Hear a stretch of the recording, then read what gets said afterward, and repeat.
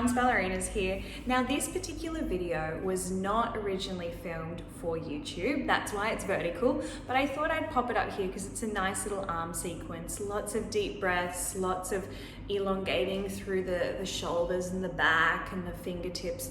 Now you can either use a 1 kilo weight or wrist strap weights, or you can do the whole thing without weights. It's just as effective.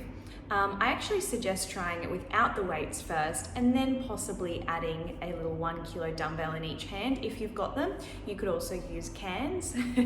Now if you have one step even better, you might have some wrist weights. So pop those on and give it a go. Let me know how you go in the comments below.